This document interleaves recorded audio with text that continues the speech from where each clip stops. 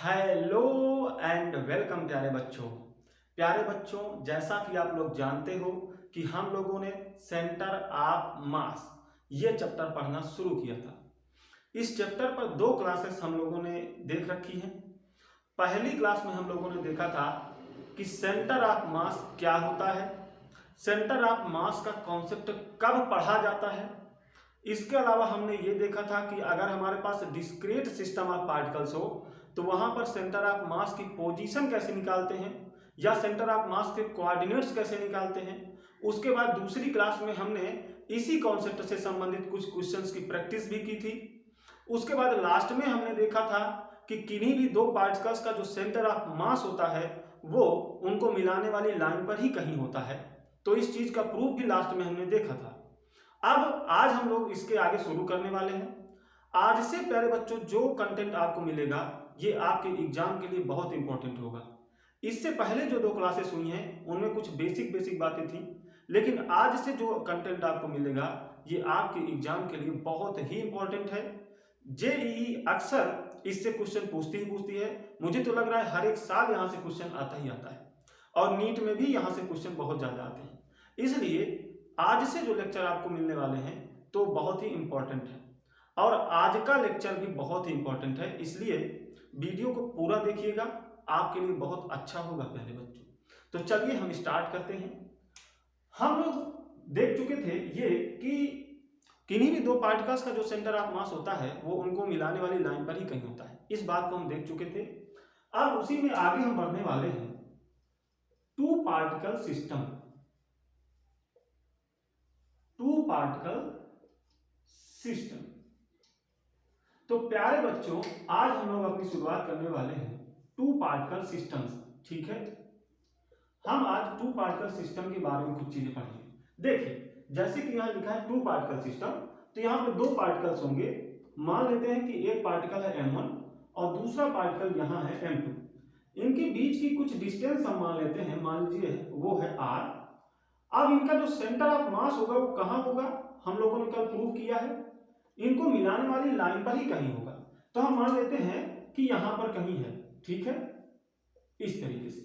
अब अगर मैं कहूं कि m1 से सेंटर ऑफ मास की डिस्टेंस r1 है, ऐसा अगर मैं कहूं, और मैं ये कहूं कि m2 से सेंटर ऑफ मास की डिस्टेंस r2 है, इस तरीके से, तो ये जो सिस्टम आपको निकल के दिखाई दिया, यहां पर अगर मैं ये पूछ लूं कि जो r1 की वैल्यू होगी वो कितनी होगी, यानी कि मैं आपसे ये पूछ रहा हूं कि सेंटर ऑफ मास की डिस्टेंस क्या होगी m1 से। ठीक, ये मैं आपसे पूछ रहा हूं। ठीक, तो कैसे निकालेंगे, तो इससे पहले जो कल हम लोगों ने कॉन्सेप्ट देखा था और कुछ क्वेश्चंस की प्रैक्टिस करी थी उसी तरीके से हम इसको कर सकते हैं। अगर हमें किसी पॉइंट से सेंटर ऑफ मास की डिस्टेंस निकालनी हो तो उस पॉइंट को हम एज ए रेफरेंस पॉइंट लेते हैं, वहां पर हम ओरिजिन मानते हैं, फिर हम वहां से कोऑर्डिनेट सिस्टम को अटैच करते हैं, फिर जो फार्मूला हम लोग जानते हैं उसी फार्मूले को हम लगा करके बड़ी ही आसानी से सेंटर ऑफ मास की पोजीशन निकाल सकते हैं। तो इसी तरीके से यहां करेंगे। देखिए यहां पर ये तीनों एक ही लाइन पर स्थित हैं, इसलिए यहां पर तीनों एक्सिस को बनाने का जरूरत नहीं है, यहां पर सिर्फ एक ही एक्सिस से काम चल जाएगा। मैं अगर बोल दूं कि ये तीनों एक्स एक्सिस पर हैं तो सिर्फ एक्स कोऑर्डिनेट निकाल लीजिए, तो हम सेंटर ऑफ मास की पोजीशन बड़ी ही आसानी से निकाल पाएंगे।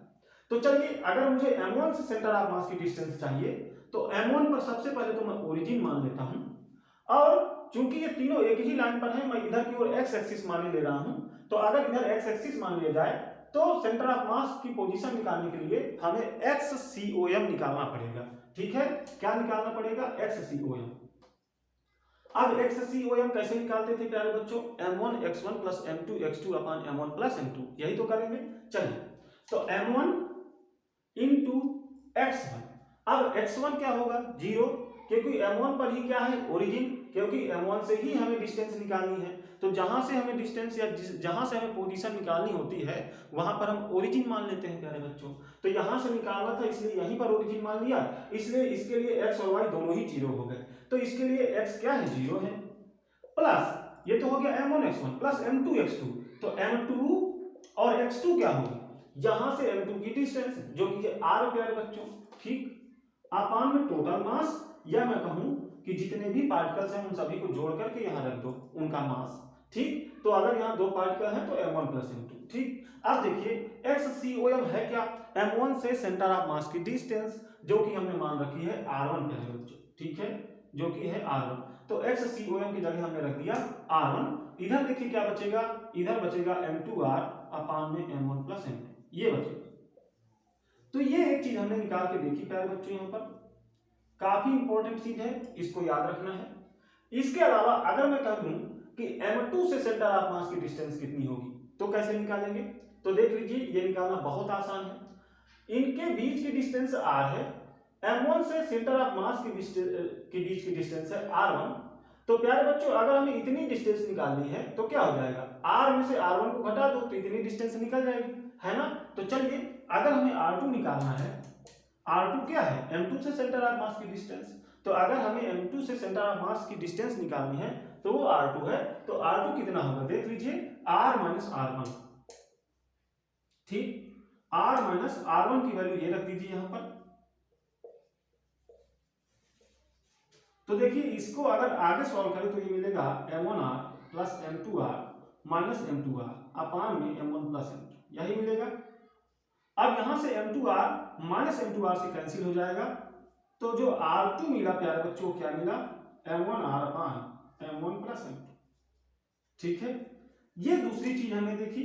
ठीक, अब इन फार्मूले को देखो और एक कंक्लूजन निकल के आ रहा है इनको देख करके, क्या, अगर हम पहले वाले पार्टिकल से सेंटर ऑफ मास की डिस्टेंस चाहते हैं तो ऊपर है यहां पर दूसरे वाले पार्टिकल का मास इनटू उन दोनों पार्टिकल के बीच की डिस्टेंस अपान में टोटल मास। इसी तरीके से अगर हमें दूसरे पार्टिकल से सेंटर ऑफ मास की डिस्टेंस चाहिए हो तो ऊपर है पहले वाले का मास इनटू उनके बीच की डिस्टेंस अपान में टोटल मास। ठीक है, तो हमें अगर हमारे पास दो पार्टिकल्स हैं और किसी एक पार्टिकल से सेंटर ऑफ मास की डिस्टेंस चाहिए तो ऊपर लो दूसरे वाले का मास इनटू उनके बीच की जो डिस्टेंस है अपान में टोटल मास। ठीक, तो इस तरीके से सेंटर ऑफ मास की डिस्टेंस निकाल सकते हो।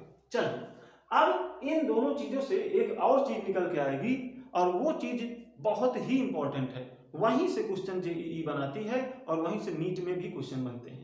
ठीक है, जेईई में तो इतने अच्छे अच्छे क्वेश्चन उस कॉन्सेप्ट से बनते हैं कि मतलब जेईई एडवांस में अक्सर हर दूसरे साल क्वेश्चन वहां से पूछ ही लेता है। ठीक है, बहुत ही अच्छे लेवल के क्वेश्चन बनते हैं। ठीक, अभी वो फार्मूला आपको बहुत इजी लगेगा, लेकिन बाद में उसी फार्मूले से जब अच्छे अच्छे क्वेश्चंस आपको मिलेंगे तब आपको पता चलेगा कि हाँ यार इसमें कुछ बात है। ठीक है, तो चलिए उस चीज को भी हम यहां से प्राप्त करते हैं।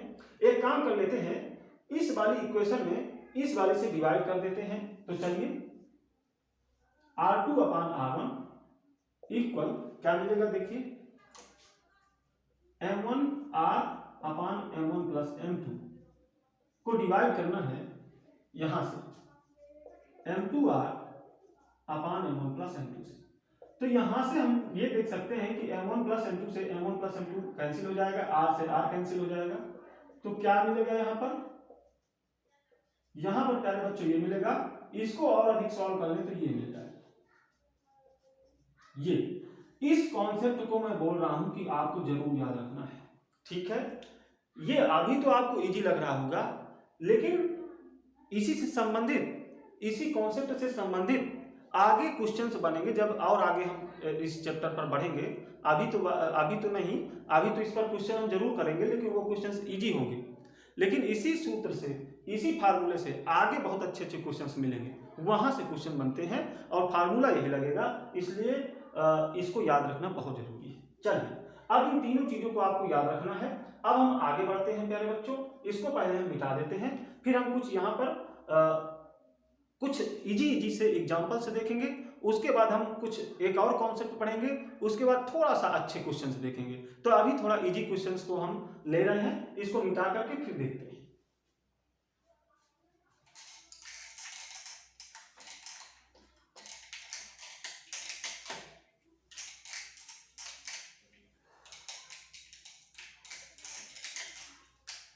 चलिए प्यारे बच्चों, अब देखिए यहाँ पर, देखिए थोड़ा सा सबसे पहले तो बहुत ही इजी सा एग्जांपल लूंगा। मान लीजिए मेरे पास यहाँ पे m मास है और यहाँ पे भी प्यारे बच्चों m मास है और इनके बीच की जो डिस्टेंस है वो r है, ऐसा मैं मान लूँ। और मैं बोल दूं कि इस वाले मास से सेंटर ऑफ मास की डिस्टेंस बताओ, तो कैसे निकालोगे? तो मैंने अभी बताया कि अगर इससे सेंटर ऑफ मास की डिस्टेंस निकालना हो तो इसका मास ले लो, दूसरे वाले का मास ले लो, इनटू बीच की डिस्टेंस ले लो, अपान में टोटल मास। तो टोटल मास कितना? ये, ठीक है। तो ये देखिए कितना मिल जाएगा, mr/2m, m से m कैंसिल, तो ये मिलेगा r/2। तो यहां से हमने क्या देखा कि अगर दो पार्टिकल का जो मास है वो सेम हो तो सेंटर ऑफ मास की डिस्टेंस कितनी आती है, उनकी जो बीच की डिस्टेंस है उसकी आधी। यानी कि ये जो सेंटर ऑफ मास होगा वो बिल्कुल बीच में होगा, r/2 पर, यानी बिल्कुल बीचों बीच। प्यारे बच्चों, r/2 का मतलब क्या हुआ? बीचों बीच। अगर इधर से r/2 है तो इधर से भी r/2 ही होगा, ठीक है ना? बीच में है, इधर से भी उतनी ही डिस्टेंस पर पड़ेगा, इधर से भी उतनी ही डिस्टेंस पे पड़ेगा। और ये कब होगा? जब दोनों पार्टिकल्स के मास सेम हो प्यारे बच्चों, ठीक है, तो ये तब मिलेगा। तो याद रखना है कि अगर दो पार्टिकल्स के मास सेम हो तो उनका जो सेंटर ऑफ मास होगा ना वो बिल्कुल उनके बीच में आएगा, बिल्कुल बीच में, ठीक। चलिए, अगर ये चीज पता है तो अब हम थोड़ा सा अच्छे क्वेश्चन से लेंगे। ये बहुत ही इजी क्वेश्चन था, आप लोगों को लगा भी होगा कि इसको क्यों लिया गया है। चलिए अब हम देखते हैं कि इसको क्यों लिया गया है। जब हम अच्छे क्वेश्चंस करेंगे ना तब पता चलेगा आपको। चलिए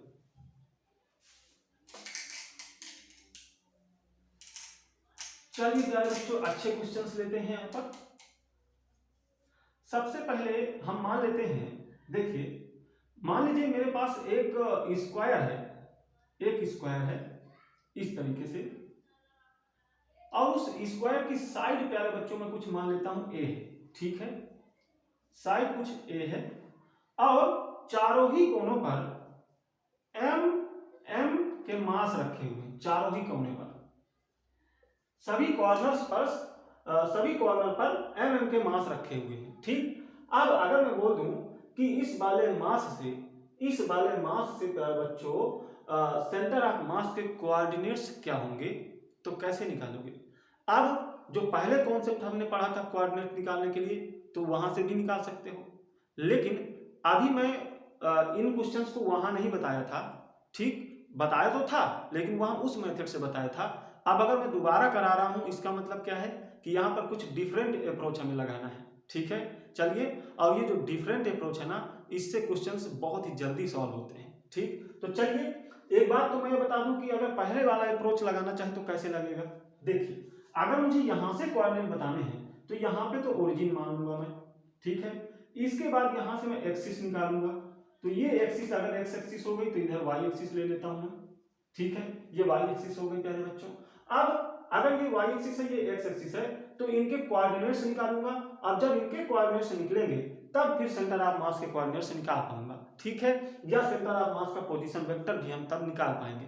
अगर इनके कोऑर्डिनेट्स निकल गए तो हम पोजीशन वेक्टर भी निकाल सकते हैं और सेंटर ऑफ मास के कोऑर्डिनेट्स भी निकाल सकते हैं। चलिए प्यारे बच्चों, तो अगर इस पहले वाले मेथड से हमें करना है तो सबसे पहले तो हमें कोऑर्डिनेट्स लिखने पड़ेंगे इन सभी के। तो चलिए, इसके कोऑर्डिनेट तो 0 0 ही हो गए क्योंकि ये कहाँ है, ये ओरिजिन पर ही है। और अगर इसके कोऑर्डिनेट लिखूं तो देखिए एक्स एक्सिस पर है ये, और एक्स एक्सिस पर कितनी दूर जाने पर मिल रहा है, ए पर, तो ए और वाई तो यहाँ 0 हो जाएगा क्योंकि एक्स एक्सिस की बात है, ठीक है। अब देखिए इसके वाले के लिए तो एक्स एक्सिस पर हमें ए जाना पड़ रहा है, फिर वाई एक्सिस में भी हमें ए जाना पड़ रहा है, तो ए कामा ए। अगर इसके लिए देखें तो एक्स एक्सिस पर हम कहीं नहीं जा रहे, ये एक्स एक्सिस पर कहीं नहीं जा रहा है, ना आगे ना पीछे, ये 0 पर है, तो एक्स बराबर 0 पर है, लेकिन ये y पर ऊपर जा रहा है, कितना a, तो x 0 हो गया और y हो गया a। तो इनके कोऑर्डिनेट्स इस तरीके से हमने निकाल लिए।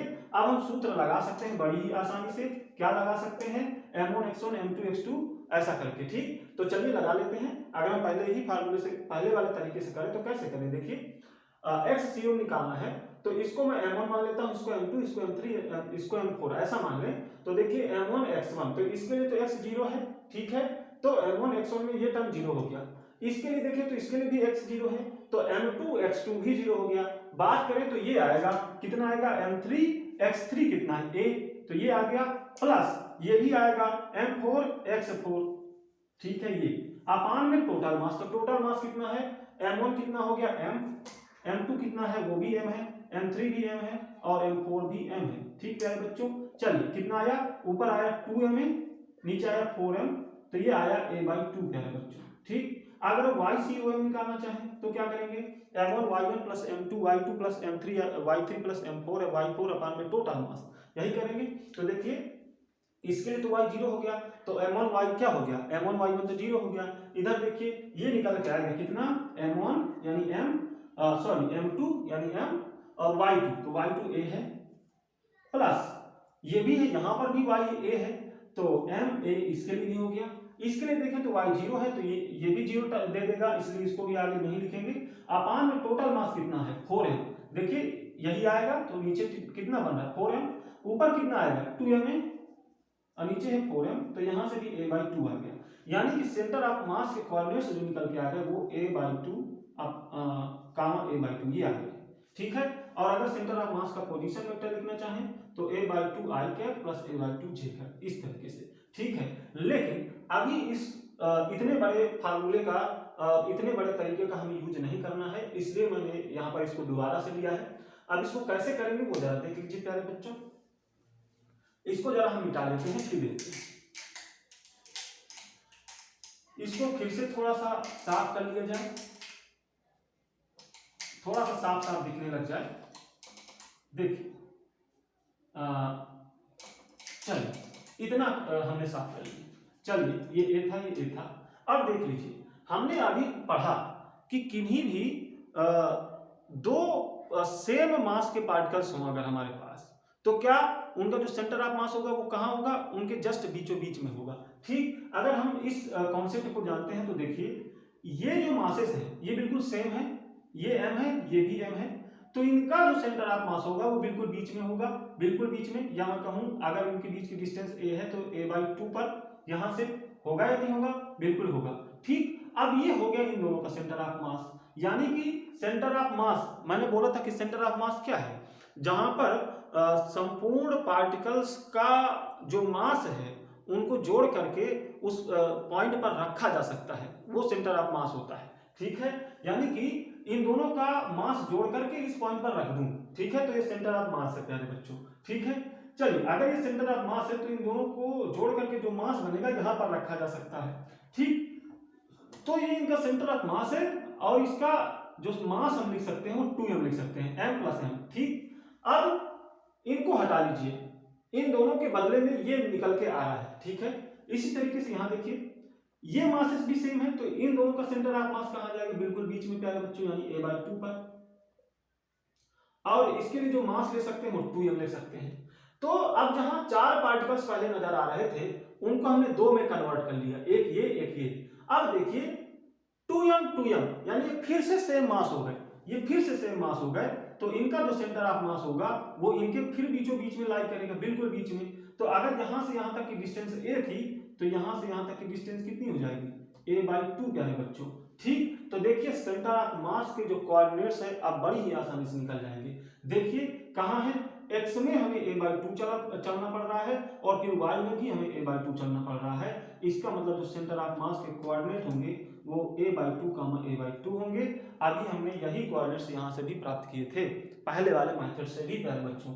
ठीक, तो चलिए इसलिए हमने यहाँ पर दोबारा से ऐसे क्वेश्चंस लिए हैं। अब देखिए इसी में थोड़ा सा और अच्छे क्वेश्चन हम बनाएंगे। देखिए तो चलिए प्यारे बच्चों अब हम लेते हैं नेक्स्ट क्वेश्चन। यहाँ पर देखिए, यहाँ पर फिर से हम लोग एक स्क्वायर को ले रहे हैं प्यारे बच्चों, एक स्क्वायर को ले रहे हैं। इस बार हम मासेस को कुछ डिफरेंट तरीके से लेने वाले हैं। ठीक, तो ये एक स्क्वायर हो गया और इस स्क्वायर की साइड भी हम a मान लेते हैं प्यारे बच्चों। ठीक है, लेकिन इस बार जो मासेस हैं वो कुछ अलग तरीके से हैं। कैसे हैं, इस वाले कॉर्नर पर m मास है, इस वाले कॉर्नर पर भी m मास है, इस वाले कॉर्नर पर 2m मास है और इस वाले कॉर्नर पर भी 2m मास है प्यारे बच्चों। अब वही क्वेश्चन ये कि अगर मैं कहूं कि इस वाले मास से इस सिस्टम का जो सेंटर ऑफ मास होगा उसके कोऑर्डिनेट्स क्या होंगे, तो कैसे निकालोगे। एक तो पहले वाला जो मेथड है उससे निकाल सकते हो। उसमें क्या करेंगे, सबसे पहले यहाँ पर ओरिजिन मानेंगे, उसके बाद यहाँ से x एक्सिस, y एक्सिस और आवश्यकता पड़ने पर z एक्सिस निकालेंगे। ठीक, और फिर सभी मासेस के कोऑर्डिनेट्स लिखेंगे और फिर जैसे ही सभी मासेस के कोऑर्डिनेट्स निकल जाएंगे तो हम XCOM, YCOM और ZCOM तीनों ही निकाल सकते हैं और बड़ी ही आसानी से अपने आंसर तक पहुंच सकते हैं। लेकिन जो प्रोसेस है वो थोड़ा लंबा पड़ेगा, इसलिए यहाँ पे अब उस तरीके से हम क्वेश्चन को नहीं सॉल्व करेंगे। अब हम अपने इसी शार्ट मेथड से क्वेश्चन को सॉल्व करेंगे। जो अभी हमने देखा शार्ट मेथड क्या है कि किन्हीं भी समान मास वाले दो पार्टिकल्स का जो सेंटर ऑफ मास होता है वो उनके बिल्कुल बीचों बीच में होता है। ठीक है, चलिए तो अगर इस कॉन्सेप्ट से देखें तो देखिए ये 2m का है, ये भी 2m मास का है, तो इन दोनों का जो सेंटर ऑफ मास होगा वो बिल्कुल इनके बीचों बीच में होगा, या मैं कहूं कि यहां से a/2 डिस्टेंस पर होगा प्यारे बच्चों। और इसके सेंटर ऑफ मास पर हम कितना मास रखा हुआ मान सकते हैं, इन दोनों के मास के बराबर जोड़ करके जितना मास आएगा उसके बराबर। तो कितना हो जाएगा, वो हो जाएगा 4m प्यारे बच्चों। तो इस पॉइंट पर हम 4m का मास रखा हुआ मान सकते हैं इन दोनों के वजह से। ठीक प्यारे बच्चों, तो अब इन दोनों को हटा करके यहाँ पे हमने एक मास रख लिया है। इसी तरीके से यहाँ पर देखिए, यहाँ पर इसका मास m है, इसका भी मास m है। अब दोनों का मास सेम है, इसलिए इन दोनों का सेंटर ऑफ मास भी बिल्कुल बीचों बीच में होगा। और कितनी डिस्टेंस पर होगा, a/2 पर, क्योंकि इनके बीच की टोटल डिस्टेंस a है प्यारे बच्चों। ठीक, अब देखिए ये जो मास, ये जो पॉइंट है, यहाँ पर कितना मास रख सकता हूं, इन दोनों के जोड़ के बराबर, इन दोनों के योग के बराबर। तो कितना हो जाएगा, 2m प्यारे बच्चों। ठीक, 2m हो गया। अब देखिए यहाँ पे 4 मासेस थे, उनको हमने हटा करके 2 ले आए। ठीक है, एक ये एक ये। ठीक, अब देखिए यहाँ पे इन दोनों का सेंटर ऑफ मास अब कहाँ होगा, ये हमें देखना है। तो इन दोनों का जो सेंटर ऑफ मास होगा वो इन दोनों के मिलाने वाली लाइन पर कहीं होगा या नहीं होगा। तो इस वाले पॉइंट का मास है 4m, इस वाले पॉइंट का मास है 2m, और मुझे यहां से सेंटर ऑफ मास की डिस्टेंस अगर चाहिए तो अभी हमने फार्मूला देखा था, क्या देखा था कि अगर दो पार्टिकल्स हो और किसी एक पार्टिकल से सेंटर ऑफ मास की पोजीशन या डिस्टेंस देखनी हो तो ऊपर रखो दूसरे वाले का मास इनटू उनके बीच की डिस्टेंस अपान में टोटल मास। तो यही करेंगे। तो अगर मुझे यहां से इन दोनों का सेंटर ऑफ मास चाहिए तो कैसे करेंगे, ऊपर रखेंगे दूसरे वाले का मास यानी 4m इनटू बीच की डिस्टेंस कितनी हो जाएगी, a, क्योंकि ये साइड a है, ये भी साइड a है, तो ये भी इन्हीं के बराबर है a प्यारे बच्चों। ठीक, अपान में टोटल मास, टोटल मास कितना है 4m प्लस 2m यानी 6m। ठीक, m से m कैंसिल कर लो, 2 से एक बार इसको और इसको कैंसिल कर लो, तो ये मिलेगा 2a/3। यानी कि यहां से इन दोनों का जो सेंटर ऑफ मास होगा वो यहां से किस डिस्टेंस पर होगा, 2a/3 प्यारे बच्चों। तो ये ओवरऑल पूरे सिस्टम का सेंटर ऑफ मास हुआ, इन चारों का सेंटर ऑफ मास हुआ प्यारे बच्चों ये। अब इसके कोऑर्डिनेट्स लिखना बड़ा ही आसान हो गया। कैसे, देखिए अगर मुझे यहां से यहां पहुंचना है तो कैसे पहुंच सकता हूं, x में चलूंगा a/2, फिर y में चलना पड़ेगा 2a/3, तो इसके जो कोऑर्डिनेट्स हो गए वो a/2 2a/3 हो गए। तो देखिए कितना आसानी से हमने निकाल लिया, हमें इतना लंबा चौड़ा प्रोसेस नहीं करना पड़ा जो हमने पहले लगाया था। ठीक है, बड़ी ही आसानी से निकल गया। अब इसके कोऑर्डिनेट्स भी जैसे कोऑर्डिनेट्स निकल गए तो इसके पोजीशन वेक्टर भी बड़ी ही आसानी से निकाला जा सकता है। तो पोजीशन वेक्टर अगर मैं निकालना चाहता तो a/2 i के प्लस 2a/3 j का, इस तरीके से पोजीशन वेक्टर निकल जाएगा। तो दोनों ही चीज बड़ी ही आसानी से निकल गए प्यारे बच्चों। चलिए अब हम थोड़ा और अच्छे लेवल के क्वेश्चन पर चलते हैं।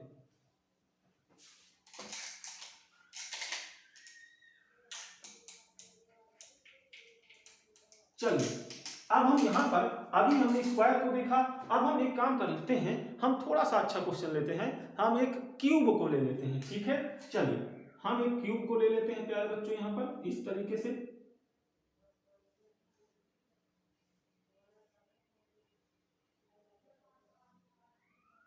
इस तरीके से प्यारे बच्चों हम क्यूब को ले लेते हैं, ये हमारा क्यूब हो गया। ठीक है, ये हमारा क्यूब हो गया।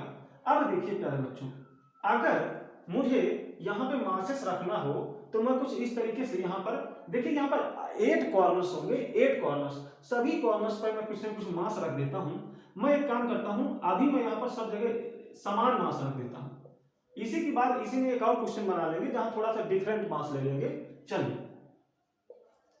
यहां पर सभी कॉर्नर्स पर सेम मास हमने रख लिया, इस तरीके से, इस तरीके से प्यारे बच्चों यहाँ पर सेम मास हमने सभी कॉर्नर्स पर रख लिया। 8 कॉर्नर्स होते हैं क्यूब में, तो 8 मासेस रखे जाएंगे। देखिए 1 2 3 4 5 6 7 8, ठीक। तो इस तरीके से मासेस हो गए। अब अगर मैं बोलूं कि ये जो 8 कॉर्नर्स पर रखे हुए मास है ना, इन सभी का जो सेंटर ऑफ मास होगा उसका जो पोजीशन वेक्टर होगा वो क्या होगा, इस वाले मास के रिस्पेक्ट में, या इस वाले मास से, या मैं कहूं कि जो सेंटर ऑफ मास होगा इस सिस्टम का उसके कोऑर्डिनेट्स क्या होंगे, इस वाले मास से, ठीक। तो ये हमारा क्वेश्चन है। तो चलिए प्यारे बच्चों कैसे करेंगे।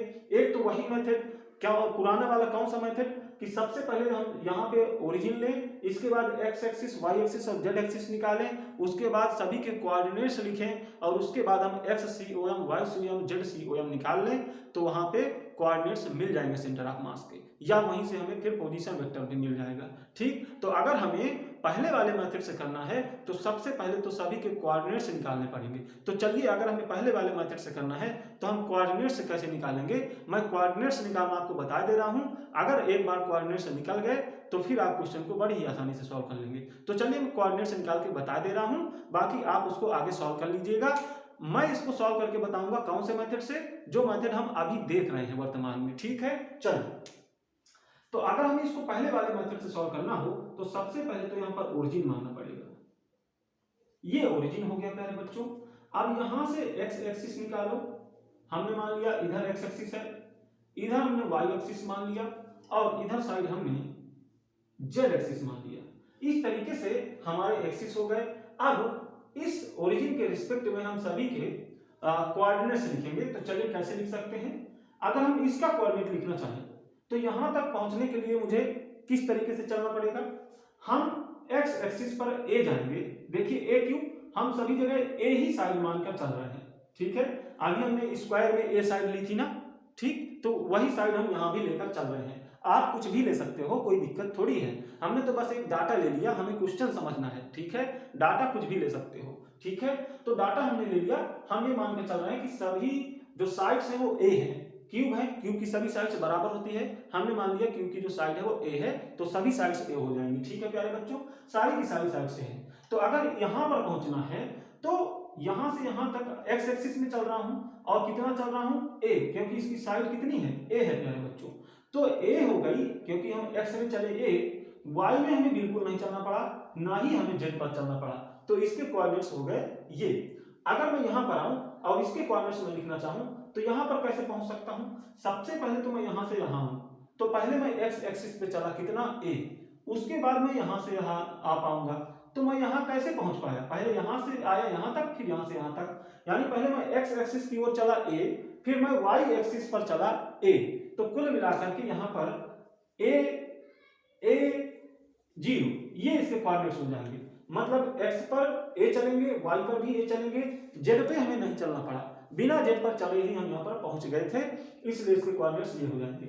अब इस वाले के कोऑर्डिनेट्स देखें तो देखिए ये y एक्सिस पर ही स्थित है, तो हमें ना तो x एक्सिस पे आगे पीछे चलना पड़ेगा, ना z एक्सिस पे चलना पड़ेगा, हम सिर्फ y पे चलेंगे। कितना, यहाँ से यहाँ तक, यानी कि a प्यारे बच्चों। तो हमारा यहाँ पर x जो होगा वो 0 होगा, y होगा a और z भी 0 होगा, ठीक। यहां पर अगर आ जाए इस वाले मास के लिए तो देखिए ये जो मास है ये एक्स जेड प्लेन पर है, यानी कि हमें सिर्फ एक्स जेड पर ही चलना पड़ेगा, वाई पर नहीं चलना पड़ेगा। अगर आप देखें तो हम इस रास्ते से यहां आ सकते हैं और इस रास्ते से यहां आ सकते हैं। तो अगर इस रास्ते पर जाएं तो देखिए पहले हमें एक्स पे ये चलना पड़ा, फिर हमें जेड पे ये चलना पड़ा। अगर इस रास्ते से चलें तो पहले जेड पे ये चलना पड़ा, फिर एक्स पे ये चलना पड़ा। तो कुल मिलाकर के एक्स और जेड पे ही हमें चलना पड़ रहा है। एक्स पे कितना, ए, और जेड पे कितना, वहां भी ए, और वाई पे हमें नहीं चलना पड़ रहा है, ठीक। तो इस तरीके से इसके कोऑर्डिनेट्स निकल जाएंगे। अगर इसके कोऑर्डिनेट्स निकालना हो तो देखिए ये तो जेड एक्सिस पर ही स्थित है, तो यहाँ पर ना तो हम एक्स पे चलेंगे ना तो वाई पे चलेंगे, जेड पे चलेंगे, कितना, ए। अगर देखें इस वाले को तो ये वाई जेड प्लेन पर है प्यारे बच्चों। अगर ये वाई जेड प्लेन पर है तो इसके कोऑर्डिनेट्स कैसे लिख सकते हैं, देखिए यहाँ पर एक्स पे हमें नहीं चलना पड़ेगा, हमें सिर्फ वाई और जेड पर बस चलना पड़ेगा प्यारे बच्चों, ठीक। इसके लिए कौन सा रास्ता ले सकते थे, एक तो यहां से यहां पहुंच सकते थे, दूसरा आप यहां से यहां पहुंच सकते थे। कोई व्यक्ति यहां से यहां ना पहुंचा देगा, क्यों, क्योंकि ये रास्ता नहीं है प्यारे बच्चों, ये यहां से जाता ही नहीं है। ये जो कॉर्नर है ये इस वाली दीवार की साइड पर है, इस वाली दीवार का कॉर्नर है, इस वाली दीवार का, ठीक है। तो ये जो दीवार है इसके जस्ट सामने है, ये 3D का डायग्राम है, इसलिए लग रहा है कि ये एक दूसरे को कट कर रहे हैं, ठीक है। 2 डायमेंशनल बोर्ड पर इसको बनाया गया है, इसलिए ये आपको एक दूसरे से कट करते हुए नजर आ रहे हैं। ये एक दूसरे को कट नहीं कर रही, ये लाइन इसको कट नहीं कर रही, ये आमने सामने की दीवारें हैं। जैसे हमारे पास एक कमरा होता है तो एक दीवार इधर साइड की हो गई, एक दीवार इधर साइड की हो गई, तो ये आमने सामने की दीवारें हैं, तो एक दूसरे को कट कैसे कर सकती हैं, है ना। तो ये डायग्राम में ऐसा लग रहा है, ठीक है। इसको कट मत करा दीजिएगा कि कोई सोचे कि यहां से यहां पहुंच जाओ, नहीं पहुंच सकते हो आप। यहां से यहां आओगे फिर यहां पहुंच पाओगे, या फिर यहां से आओगे फिर यहां पहुंच पाओगे। तो अगर यहां से यहां जाते हो तो y में a चल रहे हो, फिर इधर आ रहे हो तो z में भी a चल रहे हो, तो y और z में ही चल रहे हो। इधर से इधर आना चाहो तो पहले z में चलो फिर y में चलो, तो चलना y z में ही है, ठीक है। चाहे पहले चाहे z में चलो, पहले चाहे y में चल लो, ठीक है, लेकिन चलना y z में ही है। तो इस तरीके से इसके कोऑर्डिनेट हो गए। इसके कोऑर्डिनेट क्या हो जाएंगे, तो इसके लिए हम प्यारे बच्चों एक तो ये रास्ते से आ सकते हैं, तो पहले z में चलो a, फिर x में चलो a, फिर y में चलो a, ठीक है। और भी जितने भी रास्ते इसके लिए मिलेंगे तो हमें x y z तीनों में ही चलना पड़ेगा, और a हमें चलना पड़ेगा। तो a प्यारे बच्चों इसके कोऑर्डिनेट्स हो गए। अब सभी के कोऑर्डिनेट्स हमने निकाल लिए हैं। अब बड़ी ही आसानी से आप लोग यहाँ पर प्यारे बच्चों इसको सॉल्व करके पहले वाले मेथड से इसके कोऑर्डिनेट्स, इसके सेंटर ऑफ मास के कोऑर्डिनेट्स निकाल सकते हैं। लेकिन हमको इस मेथड से नहीं करना, हमें प्यारे बच्चों शार्ट मेथड से करना है। तो चलिए अगर हम शार्ट मेथड से करने जाएं तो कैसे कर पाएंगे वो जरा देख लीजिए। यहां पर प्यारे बच्चों ये जो दो मासेस नजर आ रहे हैं, इनका सेंटर ऑफ मास बिल्कुल बीच में यहां होगा, कितना हो जाएगा 2m, ठीक है। यहाँ ये m और ये m जो नजर आ रहे हैं इनका भी बिल्कुल बीच में सेंटर ऑफ मास हो जाएगा, और इनका मास कितना ले सकता हूं इस सेंटर ऑफ मास का 2m, इसका और इसका जोड़कर कितना बनेगा 2m। अब ये 2m है, ये भी 2m है, ठीक। तो फिर से सेम मास, तो अब इनका जो सेंटर ऑफ मास आएगा वो फिर बीचों बीच में आएगा। अब देखिए इसकी साइड a थी, ये एक स्क्वायर टाइप का है, कितना है ये क्या है, ये एक स्क्वायर है प्यारे बच्चों, और सभी की साइड a है। तो कुल मिलाकर के ये जो बीच की डिस्टेंस बनेगी इनकी वो भी कितनी बनेगी a/2 प्यारे बच्चों। तो कुल मिलाकर के यहाँ से a/2 गया और फिर a/2 जाऊंगा, तो यहाँ पर इन चारों के सेंटर ऑफ मास में मैं पहुंच जाऊंगा, क्योंकि इस और इस वाले मास के सेंटर ऑफ मास में पहुंच जाऊंगा। और उसके लिए मैं कितना चला हूं, x में a/2 और y में a/2 प्यारे बच्चों, ठीक। तो इन चारों का सेंटर ऑफ मास इस तरीके से निकल गया।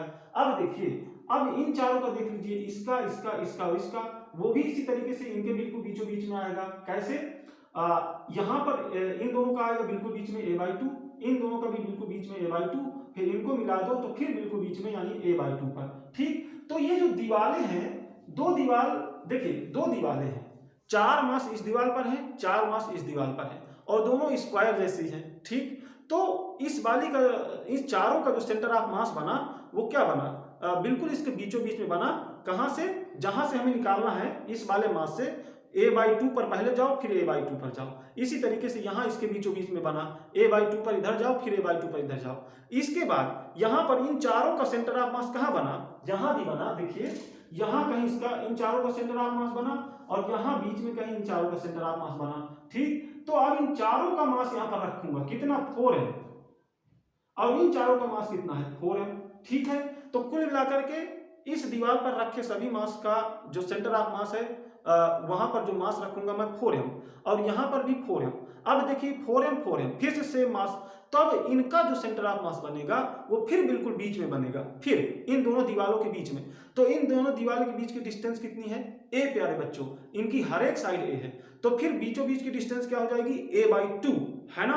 तो देखिए यहां पर ये जो दीवार नजर आई और ये जो दीवार नजर आई, यहां से इनके बीच की डिस्टेंस कौन तय करा रहा है, ये जो z एक्सिस है।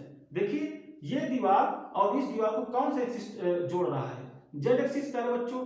तो z एक्सिस में यहां से यहां तक अगर आएंगे तो a चलना पड़ेगा, लेकिन सेंटर ऑफ मास क्या हो जाएगा a/2 पर। तो कुल मिलाकर के z में हमें a/2 चलना पड़ेगा और सेंटर ऑफ मास मिल जाएगा।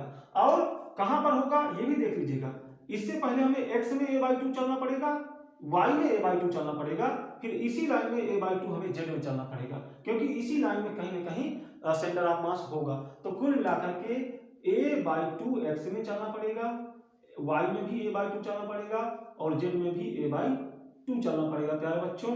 तो इस तरीके से सेंटर ऑफ मास के कोऑर्डिनेट्स होंगे। अगर हम पोजीशन वेक्टर निकालना चाहें तो वो हो जाएगा a/2 i cap plus a/2 j cap plus a/2 k cap. तो इस तरीके से हम निकाल पा रहे हैं। अगर किसी को समझ में नहीं आ रहा है, ये बातें नहीं समझ में आ रही हैं, थोड़ा सा इमेजिनेशन नहीं कर पा रहे हैं, तो आपको बस वही करना पड़ेगा, पुराने वाले मेथड से कर सकते हो। ठीक, अभी इसको थोड़ा सा हम कठिन बनाने वाले हैं।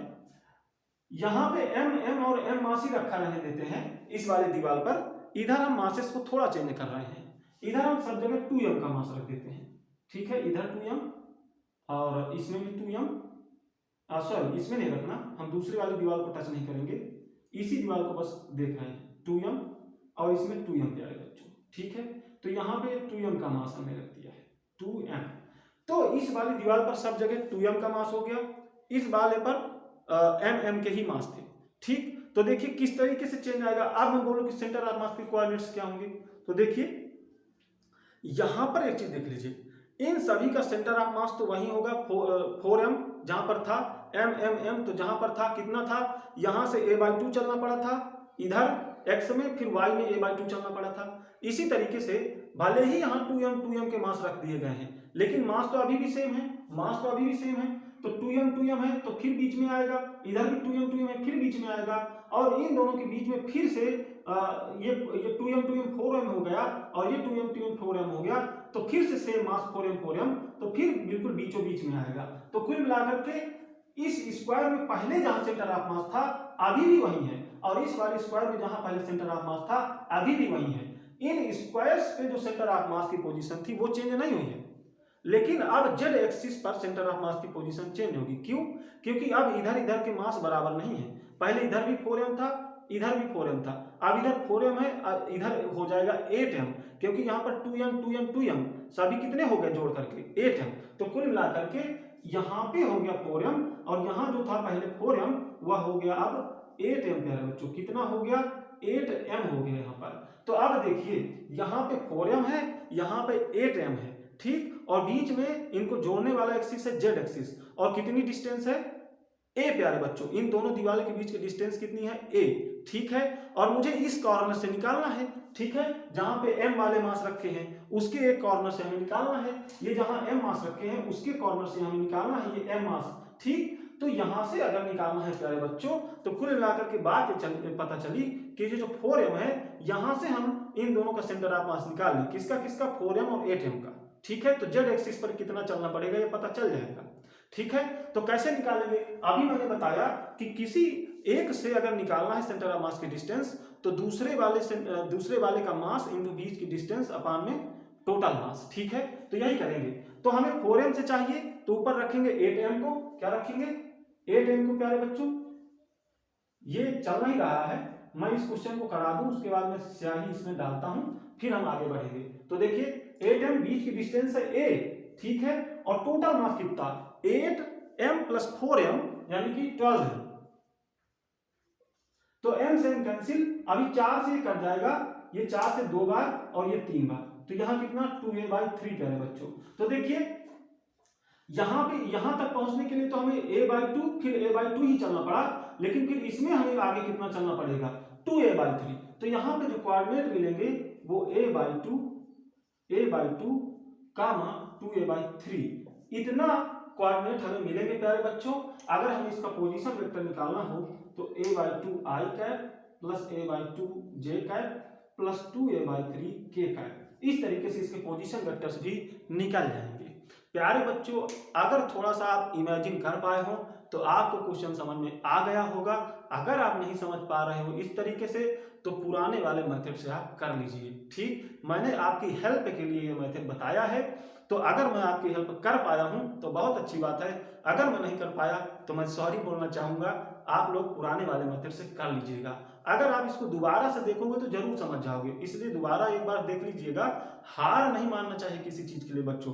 अगर आप हार मान जाओगे तो वहीं आप फेल हो जाओगे, समझ लीजिए, ठीक है। क्योंकि दुनिया में कोई चीज आसान नहीं है, कोई भी चीज आप बिना मुश्किलों के नहीं प्राप्त कर पाओगे। इसलिए हार मत मानो, बार बार देखो जब तक आप जीत ना जाओ। ठीक प्यारे बच्चों, तो अभी मैं यहाँ पर रखता हूँ, मार्कर भी थोड़ा खत्म हो आया है, तो अभी हम स्याही डालेंगे, फिर हम आगे शुरू करेंगे। तो अभी के लिए थैंक्स प्यारे बच्चों।